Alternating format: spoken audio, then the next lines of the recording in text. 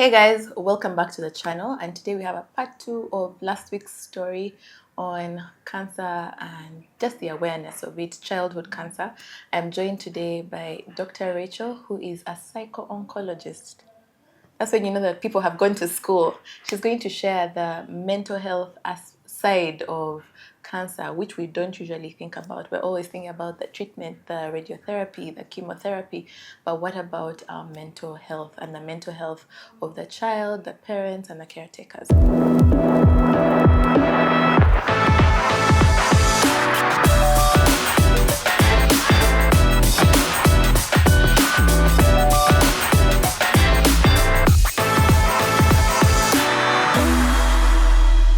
Dr. Racheal, welcome to the channel.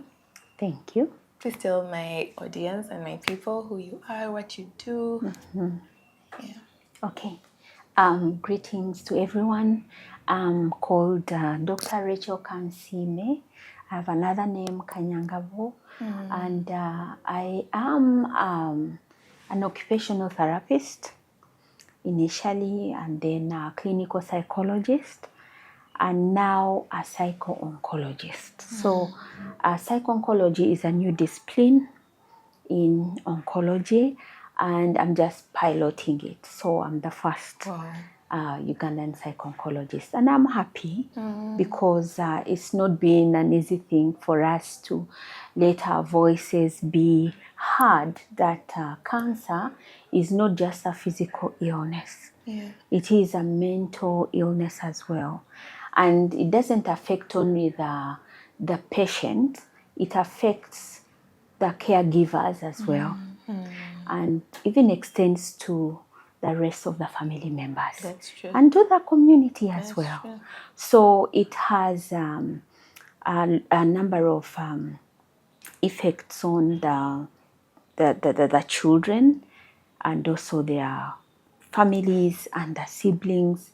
And you know, when the psychological effects of cancer are not taken care of, it actually affects the treatment outcomes. You know, you may have a mother who is not bringing a child back to hospital, and then you're calling and making so many phone calls, and she probably doesn't see why she should come in the first place, because she probably has been told that there's no cure for cancer.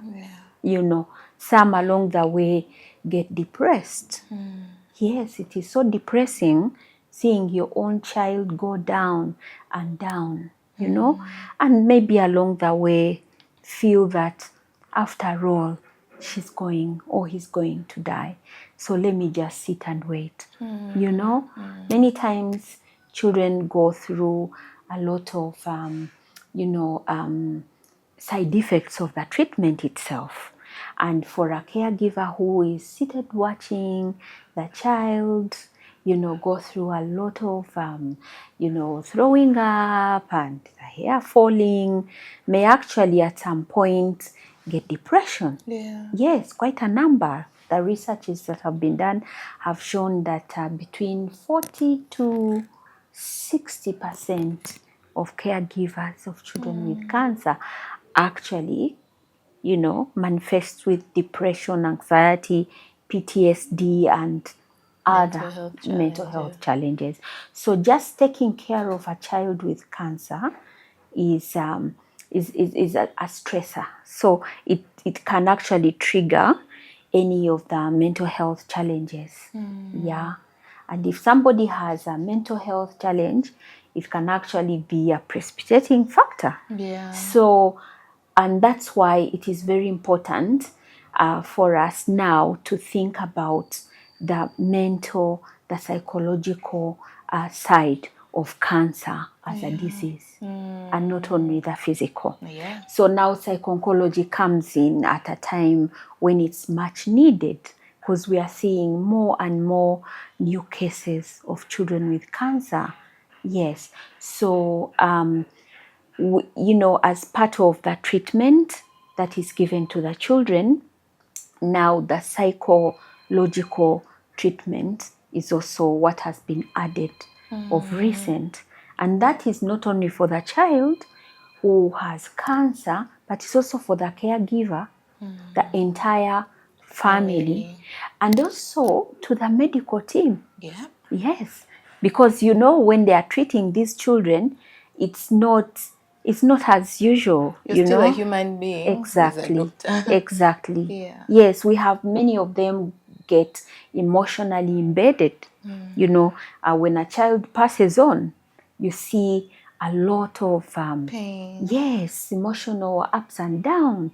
They've gotten attached. One of the things that we do or with our team is to train them to be emotionally detached. Yeah. It can, taking care of a child with cancer as a medical personnel can lead to a lot of burnout. You get stressed beyond a certain level. That's So right. we don't want our, clinicians to burn out. So as psycho-oncologists, we also extend that care to the medical team as well. What are some of the most common emotional and mental challenges that a child who is facing cancer might face? So you'll find a lot of childhood depression among children with cancer. So what causes them to get depressed? Just like even any adult would, you don't know, probably there's a lot of uncertainty around cancer as a disease, and the treatment itself. Sometimes the children are going through and doing quite well, and then at some point the disease has been hit and they can't find the cancer cells and they are in remission, and all of a sudden we have a relapse. That is not an easy thing. Not everybody can take in that. Many of them have been told it's not a disease that can be cured, and then you wonder then why you should go through the treatment. If it can't be cured, if it can be cured, and of course many of them come in late, and so that also reduces on the chances of finding a cure, and all those. Now the treatment they go through, these children receive so many needle pricks, so many ITs, bone marrow, procedures. Some are quite, painful. And so most of them develop a kind of PTSD. The moment a nurse is passing by with a kidney tray, what comes in their mind is the pain of yesterday. So they begin to even dread the hospital, because it's more like a sign of the pain, okay? And all those contribute to all the mental health challenges. In their sleep, they are getting nightmares, because you have been pricked so many times. In your sleep, you're dreaming that you're actually being pricked. Oh dear. Yes, those are PTSD signs. Many of them are anxious, They, want to go home. They don't know when they are going to go home. They are being told, okay, we'll do a CBC, then we'll tell if you're in a good shape, if the platelets have gone down, and so they live in anxiety. Am I going Waiting home? for the next result. Yes. When am I going? When am I going? And then most of them have also been detached from their friends, from their siblings back home, So they are thinking, oh, how is it like? We had a child who was very unwell, and he was asking every time when he's going back to school. He was in P7. He was supposed to sit his PLE.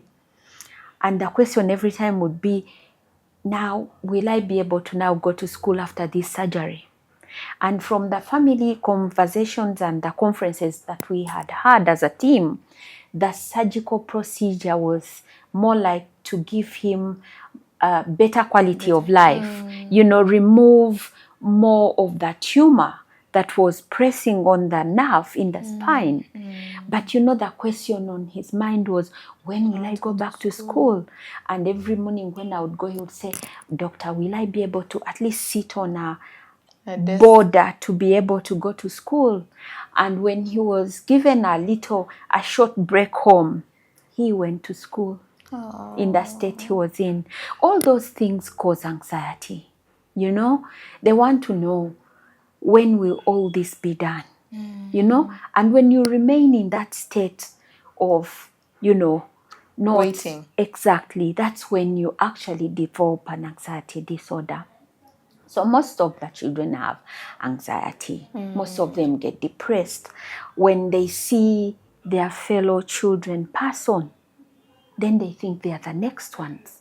You know, whenever we lose a child on the ward, I mean, it takes time for the rest to settle in. When they're admitted on the wards, they somehow, you know, are like grafted into a kind of a new environment. Yeah. They have their friends now as, you know, those admitted on the wards. Yeah. If any of them passes on, then they think they're the next ones going. All those things cause a lot of anxiety, you know? And so it's not only for the child, but also for the caregivers, you know? And that was my next question. How yes. does this entire, the diagnosis, the treatment, how in your experience does it affect parents Yes. and caregivers? Yes. Now, just starting with a diagnosis, nobody ever imagines That they're going to get that kind of their child is going to have cancer. Yeah. Nobody ever, you know, really plans to have No a one child. wishes it, No even on one their worst wishes. enemy. Nobody. And so a cancer diagnosis itself triggers a lot of mental processes around the caregivers.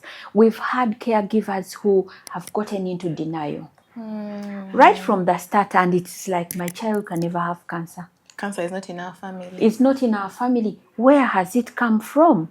And you know, incidentally, some of the causes of cancer are not known. Yeah. Yeah.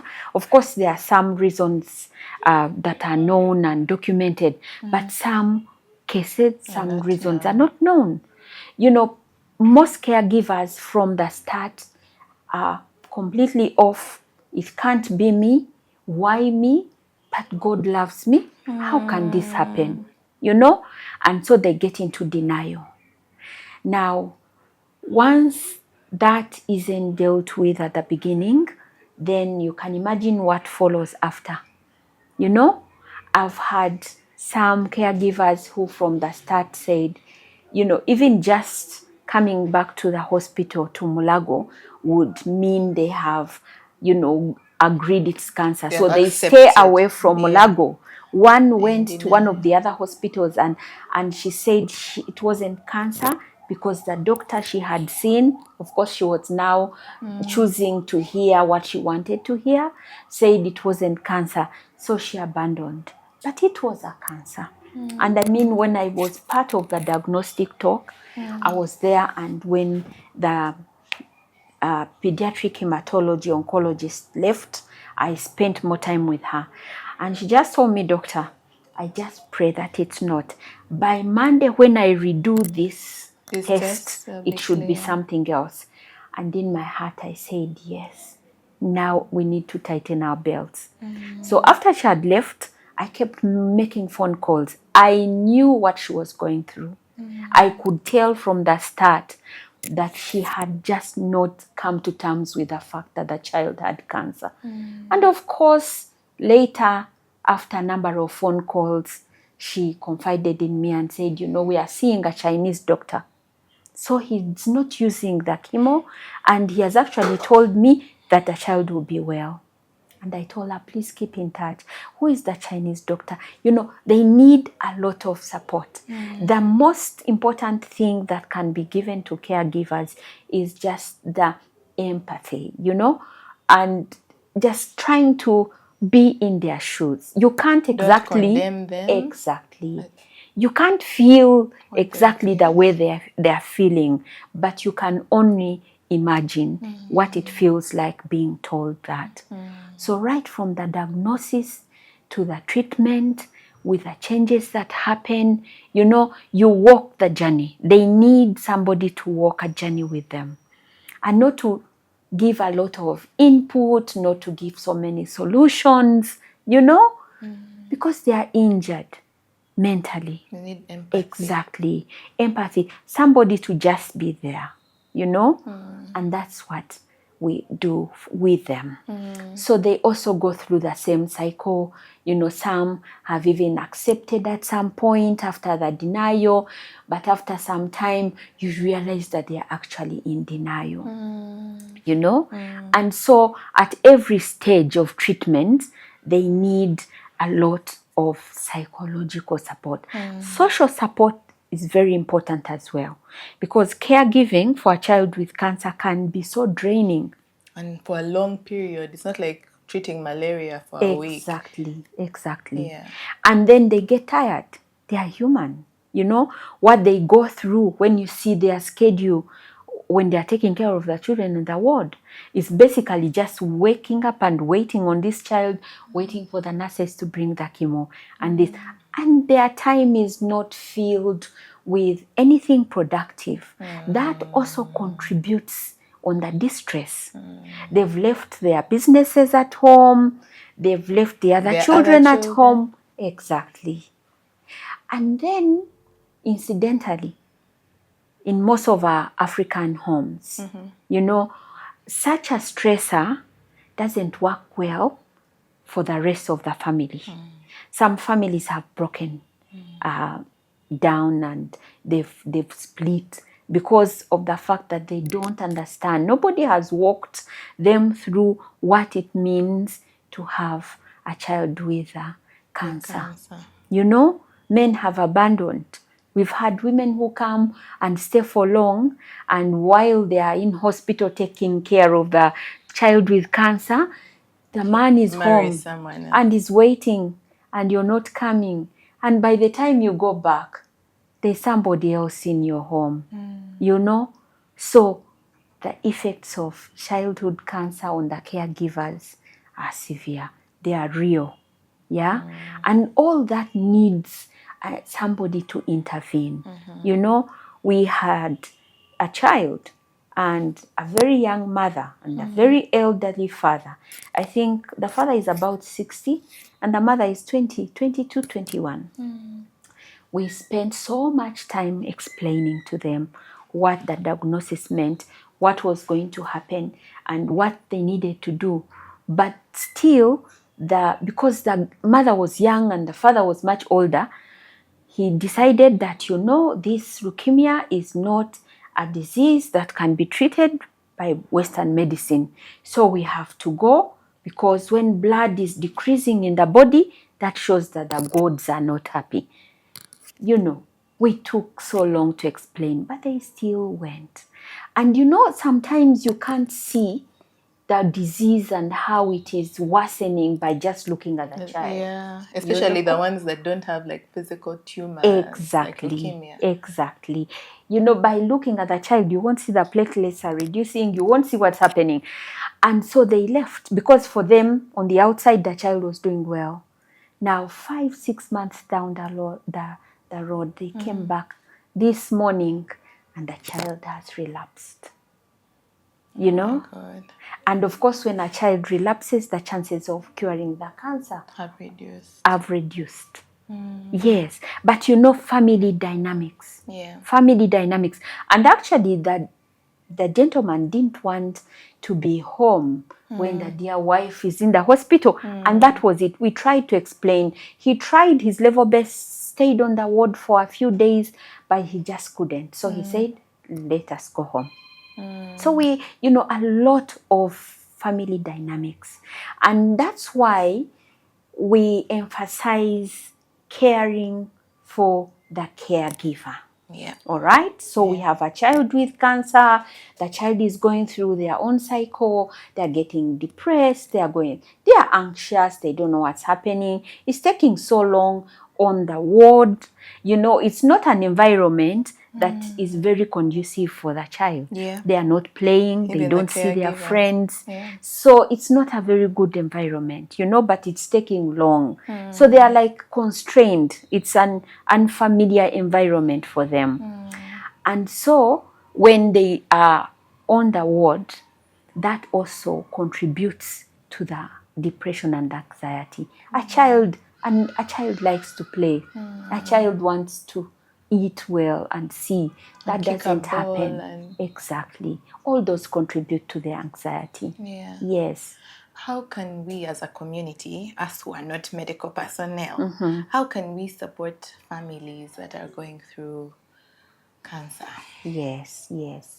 Now, the support that is most needed is to, one, just be there. Be there for the families that are affected.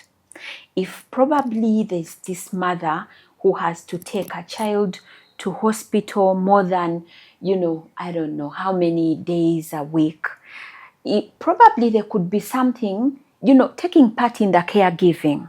While she's taking the sick child to the hospital, are you able to help take care of those ones who are left behind?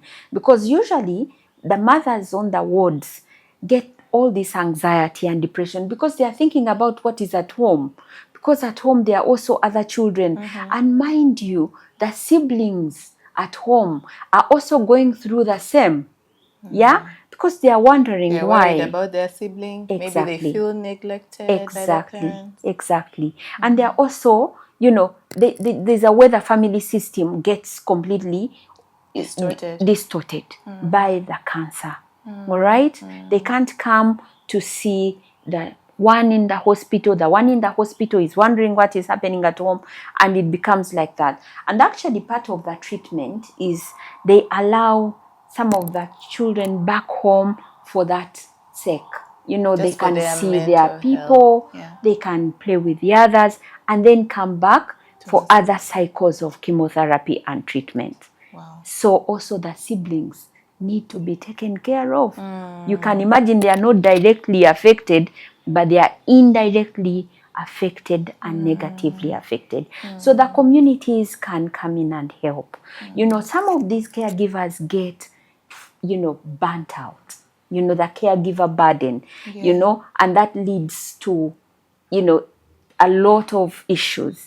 So if there are people who are able to come spend some time in the hospital, now the caregivers are completely cut off the rest of their connections.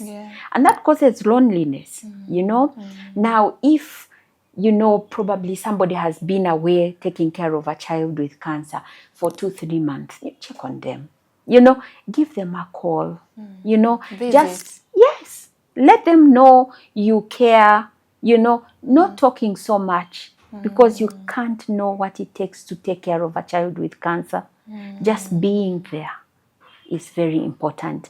Now, caregivers of children with cancer have other special needs. Some come to hospital and they stay for a long time. Even the shoes get worn out. The clothes they came with get worn out. The soap they came with is over. You get it. So there are some needs that the communities can meet, which can make the caregiving experience lighter. So the communities can help, lift a finger on the heavy load. Most of them have, they don't have transport to come back. They don't have, you can imagine if you have to go, those who live far away from the hospitals, Kapchora, Aleptong, those are far off places. We have children who come from, there's a border with Kenya. They actually as good as they are living in Kenya. Yeah. Yes, there's I've forgotten that the district, Aleku, they are far off places, and it takes more than 100,000, for them to come up to Mulago, to Kampala, where the centers are, and also to go. So some of those needs the community can come in. If you have a neighbor who has a child with cancer, once in a while you can contribute to the transport needs. Children with cancer also have behavioral problems. They become so irritable, they will be so picky, they will not eat this, they will not eat the other. Sometimes they need probably something small, something special that they can have. I think that chemotherapy affects their taste buds.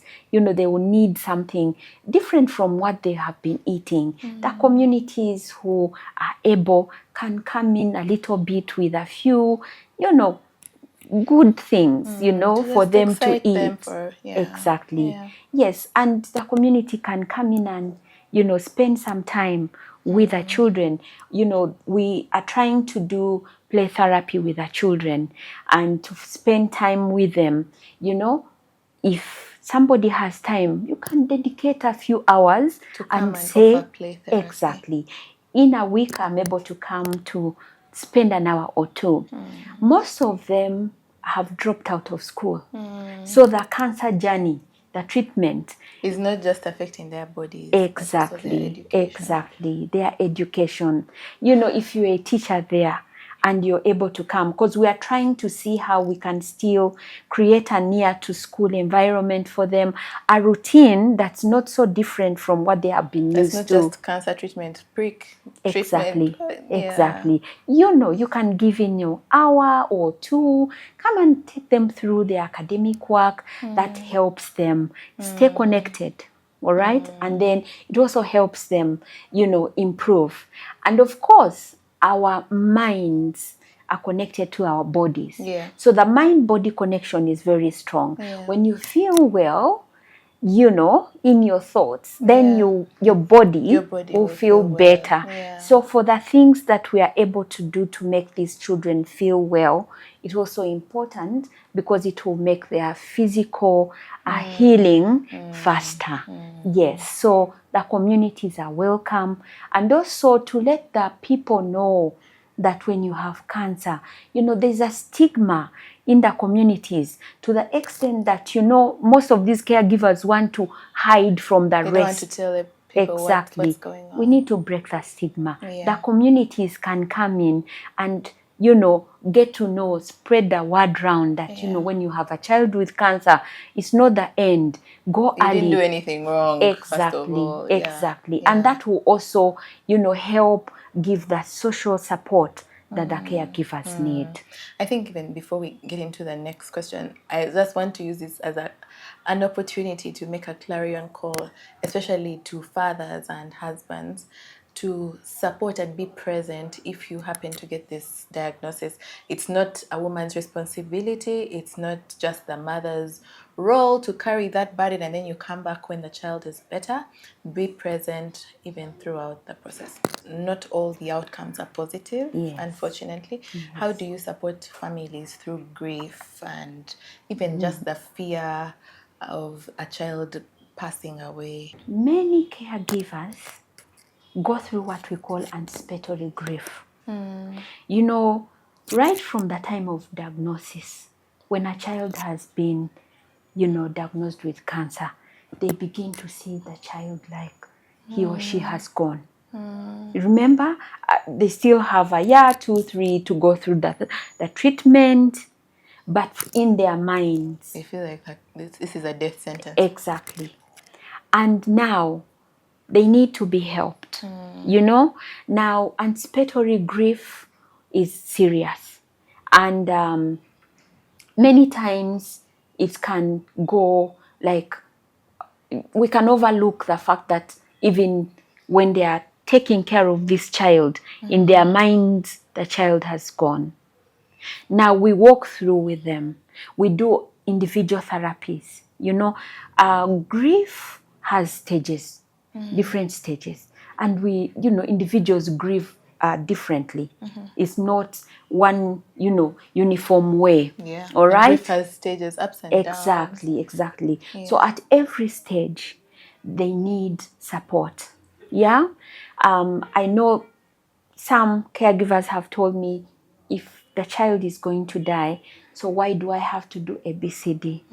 And I usually say, you can't tell when they are going to die, but keep going. All right? Give them the best life now. Give them the best. So that once they have gone, in your mind, you know that you gave it all. Yeah? Now, cancer is also a spiritual illness. It affects people's spirituality. You know, people become bitter with themselves. They become bitter with God. They become bitter with each other, with the each other. couple. Yeah. They become bitter. Now there's a lot of guilt that comes. You know, feeling like I would have loved to do this. What haven't I done? You know, I've had caregivers who, if they had the resources, would have wanted to fly their children to India and all this and all this. And I usually tell them that, you know, even children who don't have cancer pass on, you know? So you can't just live waiting for the death because the child has cancer. Yeah? And we go through a lot of acceptance therapy. All right? Now, many times when they have actually accepted and you think you are doing well, they go back and regress to denial. So at every stage, we move together. They have questions. We look at the quality of life of the child. You know, I mean, children shouldn't really die in so much pain. They shouldn't. I mean, we try to look at how the rest of their time can be spent in a way that is acceptable to them, that is comfortable. And many families have what they would want to do for their children before they pass on. We've had some baptized on the ward because one came to me and said, you know, I think my child is passing on, but I'm very, you know, she wasn't settled and she felt there's something that she thought needed to really be done. She was Roman Catholic. And I said, that is well. And the Catholic priest came. We have chapels around us in Molago. The Roman Catholic, we have the Anglican, we have the mosque there, we have the born again who come in from time to time and give spiritual support. Caregivers of children with cancer need a lot of spiritual support, you know, because that's a way of coping. In all this, what is important for them is their ability to cope with the caregiving. And we do a lot of that. We take them through coping training. We in the therapy, we are basically reinforcing their coping mechanisms to be able to go through what is to happen. Now, with grief, many times we offer that grief when probably the child has passed on and the family is still in the hospital. But it is important to offer that continuous grief support even when they have gone back. You know, of course, now when people are still grieving after 1 year, 2 years, 3 years, 4 years, that becomes complicated grief. And that needs therapy, you know, by therapy. Exactly. But also in the community, there are people that are able to offer some kind of traditional grief therapy. So there, the communities are important. And we are trying to see how we can empower them through just basic, you know, skills in how to handle those who are grieving. And by the way, with grief, there's not too much that anybody wants to do or needs to do. You're just there for the person and getting them to express their emotions, getting them to connect with their negative emotion, and then helping them to disconnect. Because I have had people who say, so and so lost a husband and she was very strong. She gave a speech and she was not crying. And in my heart, I'm like, that worries me as a therapist, you know, because they've simply not been able to connect with their emotion, the negative emotion. So grief therapy is basically being able to help somebody connect with that, but again, disconnect, because you can't stay there. You can't stay there. Yes. I feel like you've really emphasized the importance of empathy Exactly. Sometimes we want to come and say, it will be well, what? But sometimes all this person needs is for you to be there, Exactly. the power of presence. Exactly. And I want you to look into the camera, and if you could leave one message with a family that is battling with cancer, Yes. what would it be? Oh, not only one thing, many things. Yes. Yes, and I know it isn't an easy journey when you have a patient with cancer. But the good news is you don't walk the journey alone. And we are there. We are there to walk the journey with you. And whoever has been affected by cancer, lost a patient with cancer, there's usually a lot that comes even when the patient has gone. There's a lot while you're nursing the patient, but there's much more when the patient has gone. It is important to get through therapies, so that you get over that kind of trauma, so that you're able to live, an independent, fulfilling life, And if you're there and you're burdened with caregiving, we are there to help you. And by the way, it's not like everyone is going to do well with cancer caregiving. Research has shown us that there are people that are able to withstand this cancer caregiving stress to a greater extent. And if you're not probably among those that can withstand, it is okay. There are different roles when you're cancer caregiving.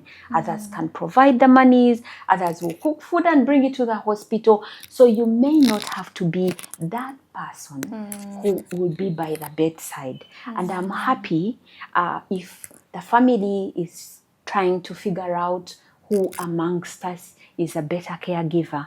We do a lot of hardiness therapy, all right? And we can also help you identify who is the most appropriate carer, because we don't want people to break down in the name of doing that which should be fulfilling to them. So we are there to walk with you the journey.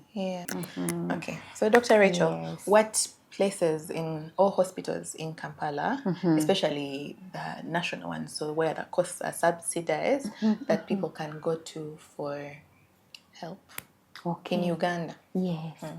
Okay. So we have of course a wonderful service for children with cancer at the Uganda Cancer Institute, and most people in Uganda are conversant with Uganda Cancer Institute. We have a team of pediatric oncologists there, and they are doing a very good job. So the Uganda Cancer Institute is on Old Mulago Hill, just, above the Mulago Referral Hospital. But we also have a cancer children service in Mulago National Specialized Hospital. So on that hill, when you come, there are two centers, and they work together, and the children will have care. We also have a service in Barara Regional Referral Hospital, and there are pediatric hematology oncologists there. So that serves more like the Western region. So referrals from Kabale, yes, are there. We also have Racheal Hospital, which is in the north, and also there's a team that is able and is there. Racheal is actually a satellite center for the Uganda Cancer Institute, as well as Mbarara Regional Referral Hospital. And so, they can access care. Some of the specialized care, like radiotherapy and probably some surgery or surgical operations, can best be got when you come to Mulago National Referral Hospital or the Uganda Cancer Institute.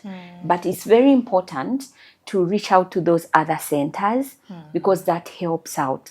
But it is important, that they know, people know that, there is care. And now we have all the specialists with us in the country. And so, early detection, any signs that may, indicate any sign of cancer, it's very important to get through to those centers and get proper, diagnosis made.